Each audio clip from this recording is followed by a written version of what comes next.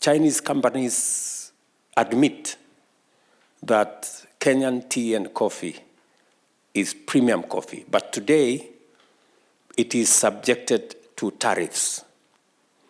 And that is what impedes the export of our tea and coffee and macadamia and avocados to this country. And the discussion we are going to have is how we can have a preferential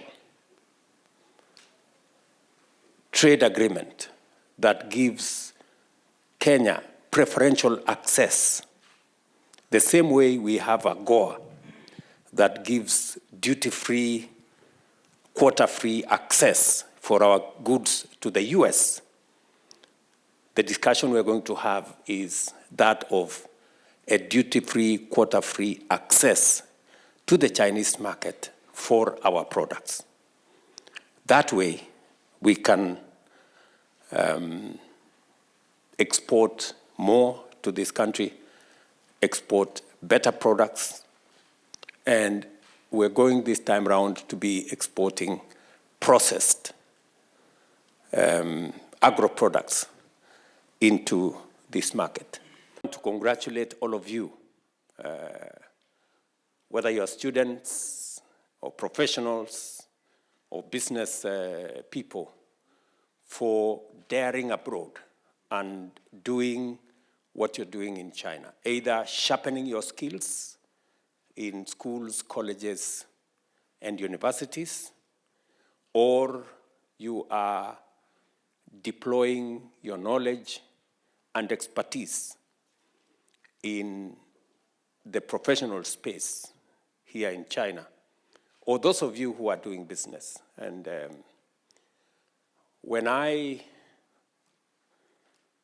ran for president, I did commit that I will have a diaspora department that will, whose business it will be to manage the affairs of Kenyans in diaspora, to respond to their issues, and to serve them so that we can better leverage on the expertise, the knowledge, the efforts of people in diaspora to drive the development of our country. I'm very happy with what Roslyn Jogu, my PS for Diaspora Affairs, working under PCS here, and him and his team with Isaiah here, and all the other members of that team will continuously work with the embassy staff to see to it that Kenyans in the diaspora are served as best as we can, just the same way we work for the rest of Kenyans at home. While you are negotiating on the bilateral front, I would like you, Your Excellency, to know that there is a multilateral engagement between UN agencies in China and countries outside of China. So as a UN agency representative, and my colleagues do the same thing, we have a dual mandate. We engage on domestic issues in China, but it is my duty to ensure that the developing South benefits from China's vast South-South cooperation initiatives. And so, Your Excellency, we receive grant money. The UN system receives grant money from the Chinese government, from the Chinese public sector, to provide to countries primarily in Africa, because China prides itself with the friendship it has with African countries. I do want to ask, Your Excellency, on those engagements, your ambassador does very, very well.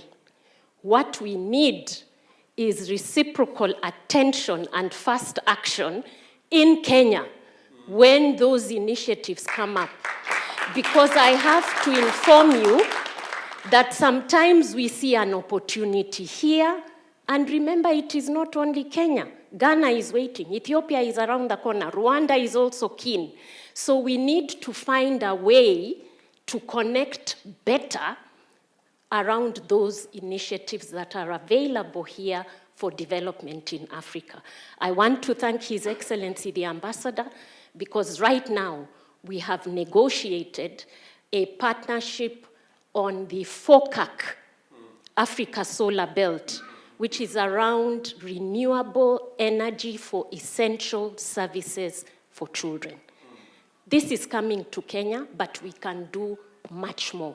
And I'm saying the pace is not as quick or as efficient as it could be. We need to improve on the turnaround time for matters between embassies and headquarters.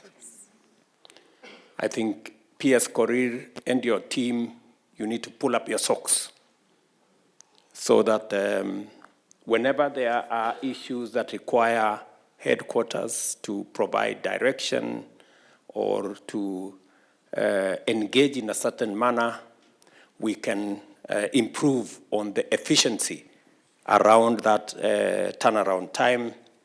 And with the expanded mandate of the Ministry of Foreign Affairs to include all the diaspora issues, and with an extra PS, I think there should be demonstrable progress in the efficiency around foreign affairs. And I agree with you that we need a country strategy. In fact, one of the issues I have discussed with Rosalind Jogu is how we can deliberately place Kenyans in some of the UN positions that arise. We have some of the best human capital anywhere in the world. There is no reason, absolutely, why we do not have undersecretaries in the United Nations. And therefore, I agree with you. And I'm sure the Honorable Musalia Mudavadi is going to provide leadership on that front. Thorniest issue we have, I've been here for 15 years, and I can tell you is the most important question. To designate Kenyan workers coming to China, the biggest job here in China is teaching English. Kenyans here, they're very good teachers of English, and I'm a lecturer. I teach world history in an international high school. Kenyans can be able to teach English in this country, not only one, not two, but in drones, 100,000. Just last year, we had 672 billion Kenyan shilling remittances from Kenyans in diaspora. Early this month, the DTWG team led by Dan Mokile, which I'm a member, met with the Prime Cabinet Secretary. They had a diaspora going on. Congratulations. PS Rosalind Jogu was there. She's done an incredible good job. She's assisted us a lot, and we are happy. First of all, let's congratulate the President. Mr. President is the first person to give us a diaspora department. We've waited for a very long time, from the Kibaki administration to Uhuru administration, and when you came into power, Mr. President, asante sana, you gave us the diaspora department. Now to the question. We would like Kenya to be designated as an English-speaking country. And why this is very important, because once you designate Kenya, even South Africans, they don't speak good English like we speak. Once you designate Kenya as an English-speaking country, in your bilateral talks with Xi Jinping, we can be able to get work permits to work in China. That's how it goes. Designation, and then number 2, work permits. Once we get work permits, this one's going to have a lot of teachers in Kenya coming to work here. And you don't need to be a teacher to come and work in China. You can come and work in China. Then the business people, once the work permits are out, the business people can be able to have visa reciprocity. Because workers can be able to get working visas, even the business people can be able to get those 2 years visas. The students, I don't know if the student is here. Is there a student leader? The students who are in China cannot work in China. The same part will make the students also be given the permission at least to work and not depend on their parents back home. So, Mr. President, this is the most important thing. As far as Kenyans in China are concerned, this is the most important. My question, with the same designation of Diaspora and Department and the Prime Cabinet Secretary here, can you assist us, please, get that designation of English, then move forward and get those work permits so that we can bring Kenyans here. The 672 billion shillings we're talking about will trickle to 1 trillion Kenyan shillings. So did you say you want more Kenyans to come and work in China? Very good. So I hope you help me answer the many people in Kenya who tell me that I am exporting Kenyans. You know? I have a big problem with I have a big problem with people who are telling me that I should be creating jobs for people in Kenya, which I'm trying. But if there is opportunity elsewhere, I mean, is there anything wrong with Kenyans accessing opportunities elsewhere? I hope some people are listening to this so that the people in Kenya who are fighting me and telling me I'm exporting people, they should understand that we are in a world that is a global village. And we should explore opportunities everywhere. And I am very proud of the Kenyans who have taken up the opportunities that are available, that are available globally. And it is the reason why I set up the Diaspora State Department. So already it is in my radar. And CS for PCS and CS for Diaspora and Foreign Affairs, together with Roslyn Jogu, my PS for Diaspora, are seized with that matter. We have signed several bilateral labor agreements that provide the framework you're looking for. It is our intention to pursue the same bilateral labor agreement that will also provide for Kenya being designated as an English-speaking country. In any case, Kenyans speak the best English than in any other country in Africa. And that is the correct position. So you're spot on, and you have given me an assignment, and I intend to report back shortly. I've been here for close to 20 years now, and being here has meant that I have worked tirelessly to promote our beautiful country, especially in matters to do with tourism and education. I head the Institute of Kenya, Africa-China Languages and Cultural Exchange Center at Tianjin Normal University, which actually is working with Kenya Bureau of Standards to do research on coming with the most or the best quality of avocados to be exported to the to the Chinese market. That's one of the things that we do there. However, my note would be for tourism, because being here, China is a huge country with a huge population, and if we can get at least 1% of Chinese people into our country, we can raise our tourism revenue so high. However, we need platforms to do this, and this is to the in the case of live streaming. We can use social media so much in portraying our beautiful country. We can have influencers. You know, influencers do a good job. We can have influencers to go around in our tourist sites and to at least showcase our country and reach out to the Chinese audience. And so my question would be, would there be a department to help us to do this. We need a partnership with every Kenyan, because ultimately, each and every one of us as patriots have a responsibility to play in making Kenya what we all want it to be. So from wherever you are, whatever you're doing, it is important that you see how best you can positively profile our country. Just to inform you that on matters tourism, you're spot on. In fact, tomorrow we will be signing an agreement between Chinese media and our communications authority on specifically matters to do with tourism. And in fact, for the last 2 years, you may have noticed that with one of the Chinese channels, we've been live streaming the wildebeest migration out of Kenya.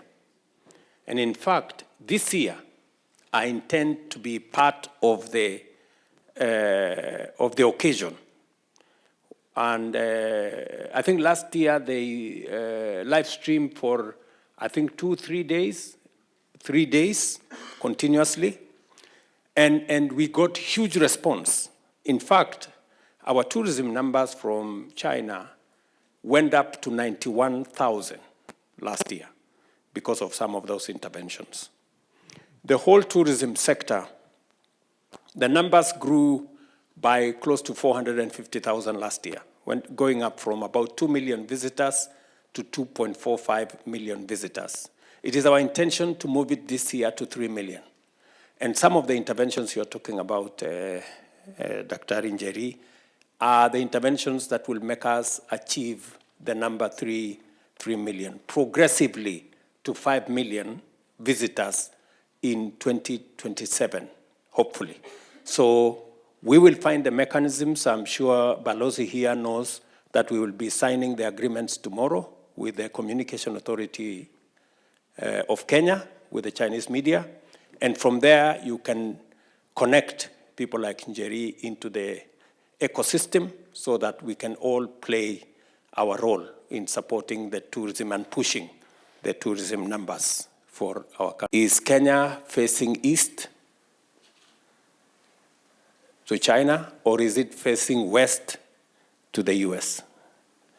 And I have answered that question that Kenya is neither facing east nor west. We are facing forward. And we want to build mutually beneficial win-win relationships with as many friends as possible. And my mission here this time round is to discuss, amongst many things, how we can invest in the future, not just of Kenya, but of our region, with support and partnership of friends like China and others. I have already had conversations on investment opportunities. Many people get worried that we are only discussing loans and credit and things like those. I want to tell you that we are becoming more innovative in how to finance development. There are new instruments that can enable us deliver on public infrastructure using private resources and technology. We made the decision that we are going to change the regulations and the law governing savings in Kenya. Why? Because investment is a function of savings. You cannot invest if you don't have any savings. You have nothing to invest. And just for your information, China savings in China is 55% of their GDP. In Kenya, we were at 8%, maybe 9%, maybe 10%. It is my intention to push savings as a percentage of GDP to between 25 and 30%. That is where a majority of countries are. And because of the changes we have made, the good news is that while we collected or saved 320 billion shillings for 60 years, in 2 years, we have doubled our savings, just in 2 years. By the end of this year, we will have 650 billion shillings saved because of the changes we have made. And by 2027, we will have 1 trillion saved.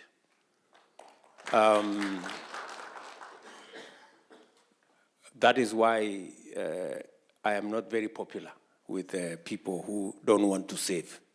But for the people who want to save, they know what difference that is making. And that is how we are going to stop borrowing from other countries. We will be borrowing from our own savings to finance our own development.